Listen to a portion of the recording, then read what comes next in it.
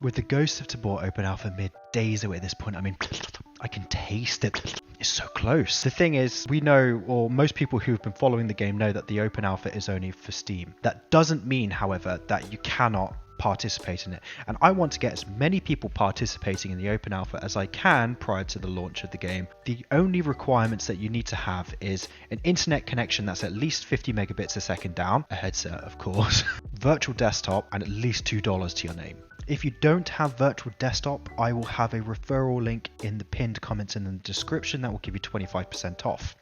So assuming that you have those three things, let's step right into the method that you need to do to achieve this. So first thing first is you're going to need to make a Steam account. And then once you've done that, we're going to head over to the search bar here. We're going to hit Ghosts of Tabor, put in a reasonable birth date, and here we are. This is the Ghosts of Tabor page for Steam. All you need to do is head down here where it says join the Ghosts of Tabor playtest and hit request access. Because we're not signed in, this isn't going to do anything. Once you've made your Steam account, you'll be able to do that, and you will get a note saying you have asked to gain access to the playtest. Obviously right now the playtest is not live for the open alpha, so it's going to sit like that for a while, but once the open alpha becomes live, you should get an email notifying you that that is the case and that you can then install the game. Stage 2 of this is we're going to head over to something called Plutosphere. And what you're going to need to do here as well is you're going to need to make a Plutosphere account. How Plutosphere works is that it works in kind of like a pay-per-view kind of way. You buy these things called tokens. 600 tokens is equivalent to an hour's worth of PC time. Now you might think to yourself, why would I want to pay or play like that?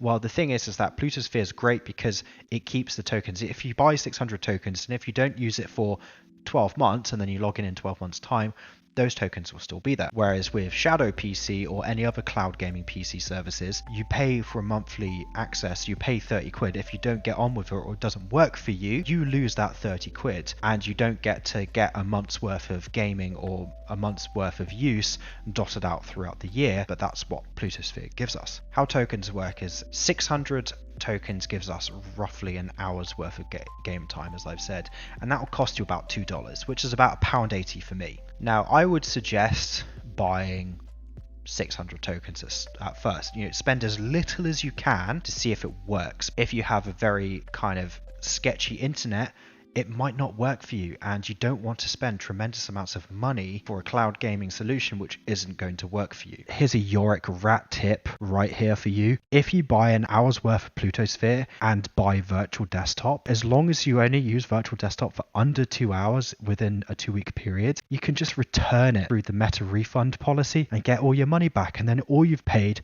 is $2 or £2. Top rat tip there for you. Now, one of the downsides of Plutosphere is that it doesn't give you persistent storage. They do have add-ons. So yeah, you can pay $10 a month for 128 gigs of persistent storage. You can pay $40 a month and gain access to 128 gigs of persistent storage and 12,000 tokens per month. If you find yourself going, you know what, this is a service that I'm going to use a lot, then maybe you'll want to look into some of these. If it's something that you're only going to use for one game, then look at just like the basic token setup first and then go from there. Now, once you've sorted out Plutosphere, assuming you've gone for Plutosphere, you're going to want to start up your machine.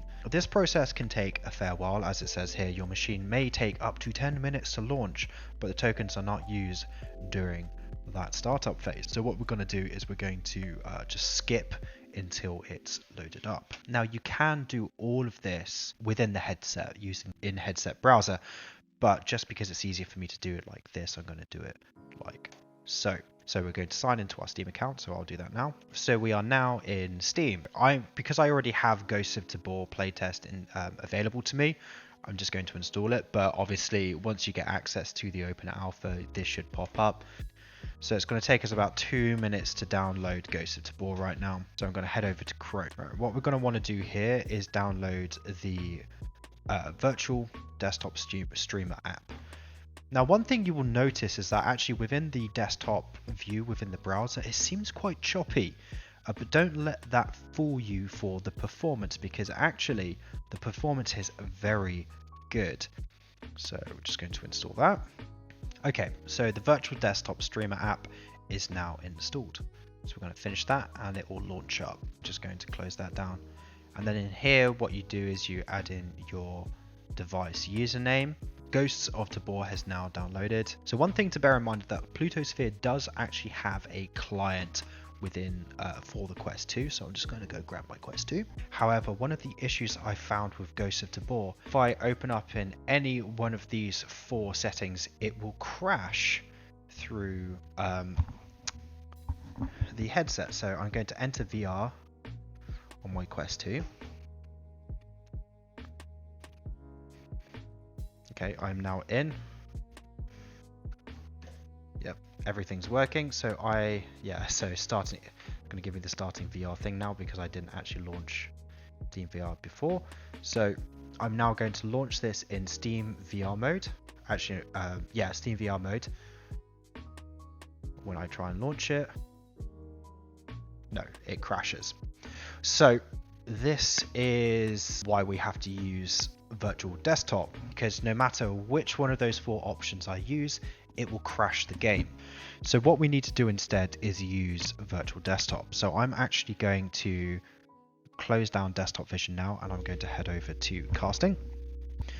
So you should now see the camera.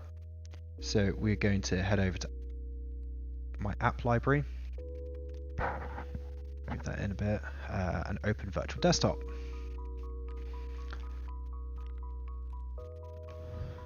We will have this here which will say not on the same local network. We are not bothered by that. Bandwidth should be fine, so we can move this out a little bit. Hello, so we are in our Plutosphere PC. So what we're going to do now is head over to here, go to Tabor playtest, and we're going to open this in OpenXR mode. Let's play. Hopefully it's not going to be silly with me. It's going to be silly with me, of course it is. Yeah, it's going to be silly with me. Damn it! I screwed up. Okay, so we've managed to sort out what we were doing there. That was dumb of me. But what we're going to do is we're now going to launch Ghost of Tabor playtest, and this should now work as intended. That was very silly of me. There we go. Gonna work. Yay! So I'm going to move myself over to a more natural playing position, then sat down right here. Here we are, Ghosts of Tabor. Obviously, it goes without saying, this is cloud gaming, so your mileage will vary in terms of how good of an experience you're going to have. So if you've got a pretty shaky internet, you might find that you have a shaky overall experience. But this obviously is not a long-term way of playing the game. Maybe it will become one when the game works through the actual Plutosphere client, and if anyone from Plutosphere is watching this, I'd be really interested to see if you know why it's not working or why it's crashing out the game, and if you need anyone to test it, let me know and I'll be very happy to oblige. Yeah, this is a good way of just experiencing the game when it comes out into open alpha. You can change things up a little bit, so I can go here and change my overall settings to make the overall, come on, where are we? So we can just tank all of the settings down as much as we can. So I might just set it to always enable for SSW. You can somewhat kind of tailor your experience to make it a little bit more enjoyable or a little bit smoother. But I know for me, I have a gigabit connection. I still get some rubber banding when playing multiplayer, but this does give you obviously the full experience of Ghosts of Tabor wirelessly. PC VR experience as well. I have to admit, you know, this is PC VR. That I don't know what graphics cards they're using. I can find out. So yeah, this does give you the full Ghosts of Tabor experience. And if you're interested in buying the native version, but you know everyone's got to be playing it in a couple of days, but you won't because you've got, you know, Quest 2, this gives you that opportunity. And $2 for an hour's worth of gaming is not a terrible deal in my books. Elephant in the room, ALVR does allow you, or like basically the open source version of virtual desktop does do the same thing, but in order to do it remotely, you have to do a lot of port forwarding rules, and it kind of leaves you open for man-in-the-middle attacks. So it's not really something that I'm going to suggest that you do, but if you do want to do it, you can. Just spend some time researching it and do it as safely as you can. But anyway, that's neither here nor there. What we're going to do is we're going to hop into a raid, and I'm going to see how it plays, because I'll be honest, it's the most important thing. How is a raid actually going to work? I do have all the volumes and everything turned down, so I'm only going to tell if someone's shooting at me unless they're in front of me, or if my controllers vibrate.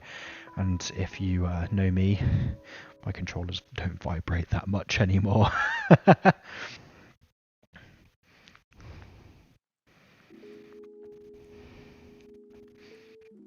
Just turn off the compass. Alright, so we're in raid. So this is a multiplayer raid. I'm pretty sure I said it's multiplayer. I think I changed it back. Ooh, Dragonov, nice. So there is an element of latency, like it's noticeable, but it's not really that much worse than any latency I experience when like using virtual desktop natively from my gaming PC. If you think I could hit my targets, right?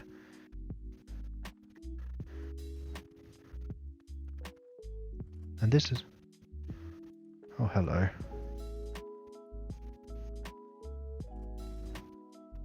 And we're out of bullets. Fortunately, there's an SKS conveniently left here.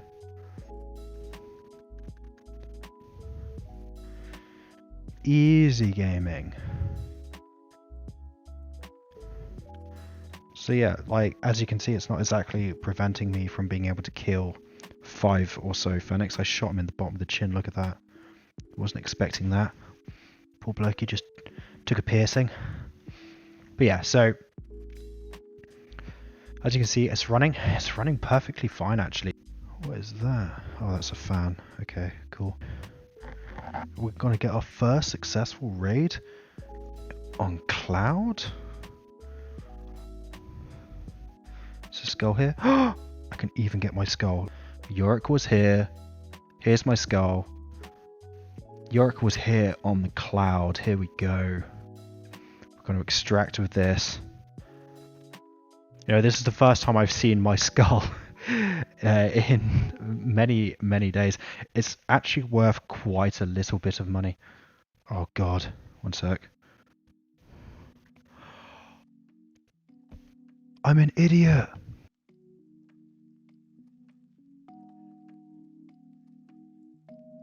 At least I got the gun. So yeah, you know, successful raid. We got out alive. We killed a fair few Fennecs. Obviously the Fennecs aren't exactly like mega chads, but they're not terrible. They're not like total pushovers. They did some damage to me. Now I hope this has been helpful to you. Obviously share the video out to anyone who this might benefit if they're really excited to try the game out and a bit, you know, kind of down about it only for the open alpha to be PC VR only. This might benefit them. Obviously, like I said, it's not a perfect solution. You do get latency, you do get network issues because it is cloud gaming. You know, you have to worry about their connection, your connection, and your connection between the two. However, it does work. It does give you the opportunity to see how the game is, how it plays, how it looks, how it feels, and give you a better opportunity to kind of gauge whether it's going to be a game that you are going to enjoy. Anyway, I hope that's been of use. Give us a thumbs up, share it to people who might benefit. Ciao.